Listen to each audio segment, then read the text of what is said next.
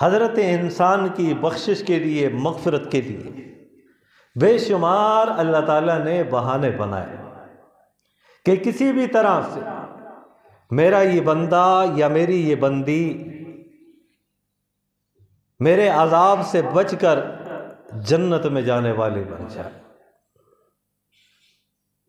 تو اللہ تعالیٰ سب سے زیادہ بخشنے والے ہیں، مہربان ہیں، کرم والے ہیں۔ کوئی شخص گناہوں پہ گناہ کرتا ہے، پوری زندگی گناہوں میں گزار دیتا ہے، رب کی بارگاہ میں آ کر عرض کر دیتا ہے کہ ربا تھک گیا ہوں گناہ کر کے،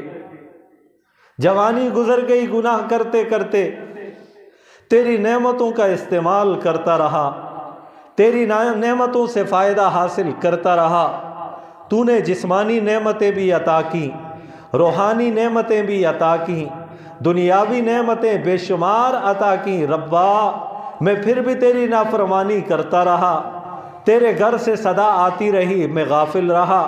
تیرے حکم قرآن مجید کی صورت میں میرے سامنے آتے رہے، میں سوتا رہا، تیرے محبوب کی سنتیں میرے سامنے آتی رہیں، میں غافل رہا، غفلت کی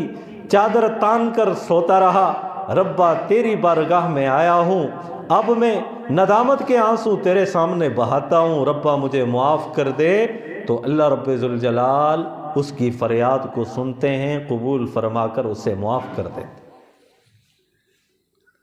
تو اللہ تعالیٰ بخشش فرمانے والے ہیں، معاف کرنے والے ہیں، اور اللہ تعالیٰ معافی کو پسند بھی فرماتے ہیں۔ فرمایا بندو میں معاف کرنے والا، تم بھی معاف کرنے والے بن جاؤ۔ میری نعمتوں میں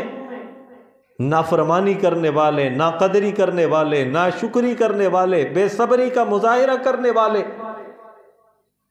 جب وہ آتے ہیں میرے سامنے مجھے منانے کے لیے، میں مان جاتا ہوں، میں ان کے گناہوں کو معاف کر دیتا ہوں۔ میرے بندو جب تمہارے ساتھ بھی دنیاوی اعتبار سے کوئی معاملہ ہو جائے تو تم بھی معاف کرنے والے بن جاؤ۔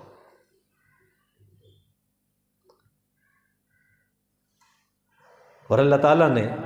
نبی کریم صلی اللہ علیہ وسلم کو بھی یہ عفو اور درگزر والی صفت کامل